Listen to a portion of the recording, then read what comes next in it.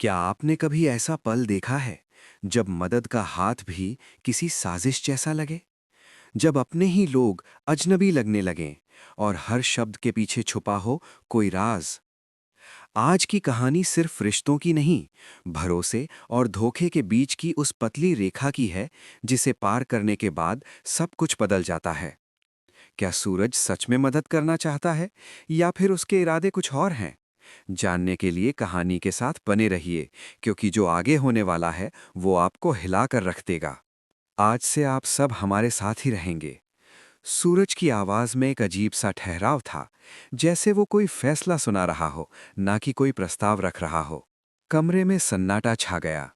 आरव ने धीरे से सिर उठाया। उसकी आंखों में सवाल थे और दिल में शक। मदद करने का नाटक मत करो सूरज, हम अपना बंदोबस्त खुद कर सकते हैं, उसने ठंडे लहजे में कहा, लेकिन उसके शब्दों में छुपा डर साफ महसूस किया जा सकता था। सूरज ने एक गहरी सांस ली, जैसे वो पहले से इस प्रतिक्रिया के लिए तैयार हो। जानता हूं आरव कि तुम काबिल हो, अपने परिवार को संभाल सकते हो, उसने शांत स्वर में कहा, लेकिन उसके चेहरे पर एक हल्की सी मुस्कान थी जो कुछ छुपा रही थी। फिर भी मैं रिक्वेस्ट कर रहा हूं, चलो हमारे साथ। आरव की मुट्ठियां भींच गईं। उसे सूरज की बातों में कुछ तो गलत लग रहा था। बचपन से वो उसे जानता था, लेकिन आज उसकी आंखों में कुछ ऐसा था जो पहले कभी नहीं देखा, जैसे कोई राज जो बाहर आने के लिए तड़प रहा हो। पीछे खड़ी आरव की पत्नी नंदिनी चुपचाप सब देख रही थी।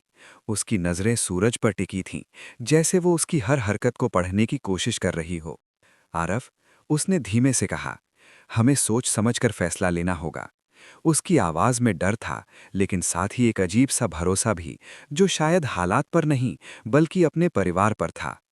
कमरे की दीवारों पर टंगी घड़ी ने ठीक 7 बजने का इशारा दिया। उस टिक टिक की आवाज जैसे हर किसी के दिल की धड़कनों से मेल खा रही थी। बाहर अंधेरा गहराने लगा था और उसी के साथ कहानी भी एक नए मोड़ की तरफ बढ़ रही थी। सूरज ने आगे बढ़कर दरवाजा खोला। समय कम है, उसने कहा, और खतरा उससे भी ज्यादा करीब। आरव ने एक पल के लिए अपनी आंखें बंद कीं। उसके दिमाग में हजारों ख्याल दौड़ रहे थे। क्या वो सूरज पर भरोसा कर सकता है? क्या ये सच में मदद है या फिर एक जाल? लेकिन एक बात साफ थी, अब पीछे हटने का कोई रास्ता नहीं था। ठीक है, उसने आखिरकार कहा, हम चलेंगे, लेकिन अगर ये सब कोई खेल हुआ सूरज, तो याद रखना, मैं चुप नहीं बैठूंगा। सूरज की मुस्कान और गहरी हो गई। मुझे यही उम्मीद थी। दरवाजा धीरे धीरे बंद हुआ और उसी के साथ शुरू हुआ एक ऐसा सफर जहां हर कदम पर छुपा था एक नया रहस्य, हर मोड़ पर एक नया खतरा और हर रिश्ते के पीछे एक अनकहा सच। कहानी अभी शुरू हुई है और असली खेल अभी बाकी है। गाड़ी तेजी से सुनसान सड़क पर दौड़ रही थी। बाहर घना अंधेरा था और अंदर हर किसी के दिल में बेचैनी।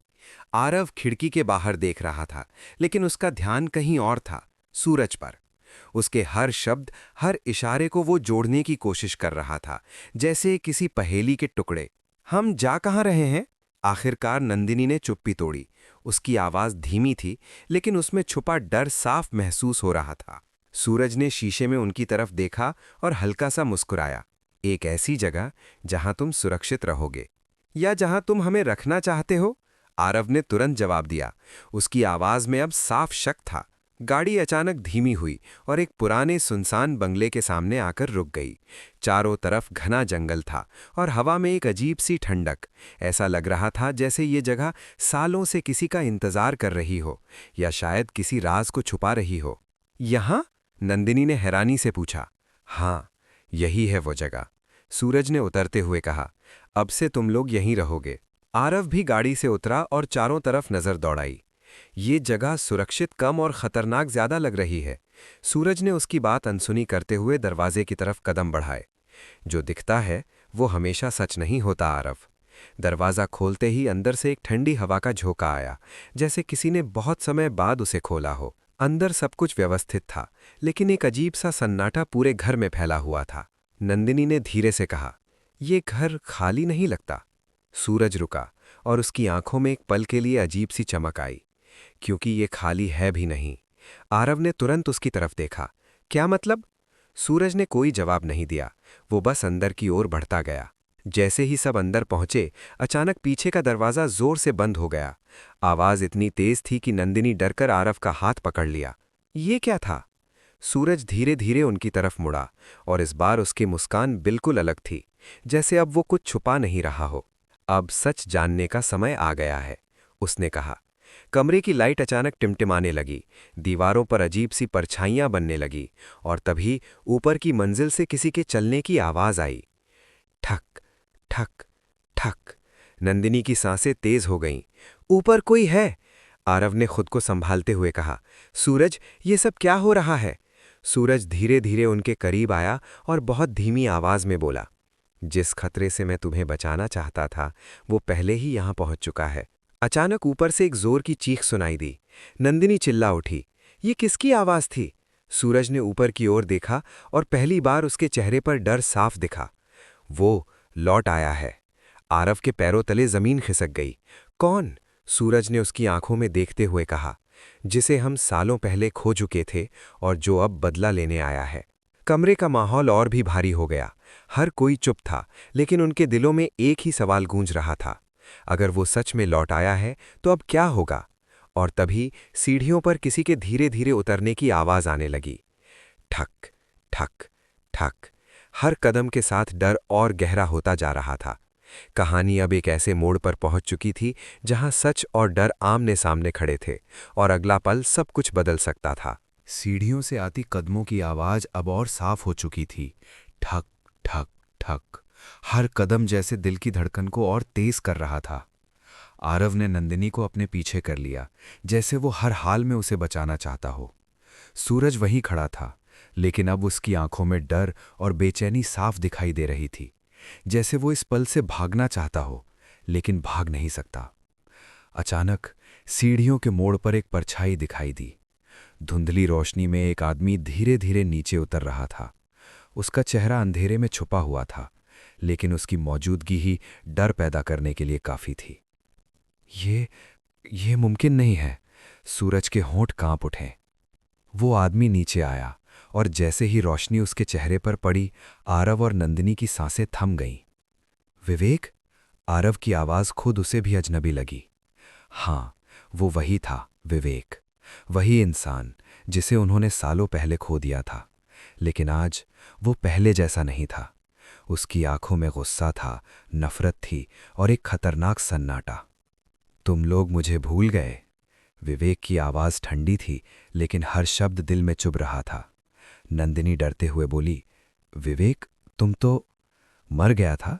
उसने बात पूरी की और जोर से हंस पड़ा। नहीं, मैं मरा नहीं था, मुझे मारा गया था। कमरे में सन्नाटा छा गया। आरव ने गुस्से में कहा, यह झूठ है, हमने तुम्हें कभी नुकसान नहीं पहुंचाया। विवेक धीरे धीरे उनके करीब आया। सच से भागना बंद करो आरव। उस रात क्या हुआ था, याद है? आरव के दिमाग में जैसे बिजली सी कौंधी। वो रात, वो हादसा, वो राज जिसे उसने सालों से अपने अंदर दबा रखा था। सूरज ने घबराकर कहा, विवेक, बस करो, ये सही नहीं है। विवेक ने गुस्से से उसकी तरफ देखा। सबसे बड़ा धोखा तो तुमने दिया है सूरज। तुमने ही मुझे उस रात अकेला छोड़ दिया था। अब सच धीरे धीरे सामने आने लगा था।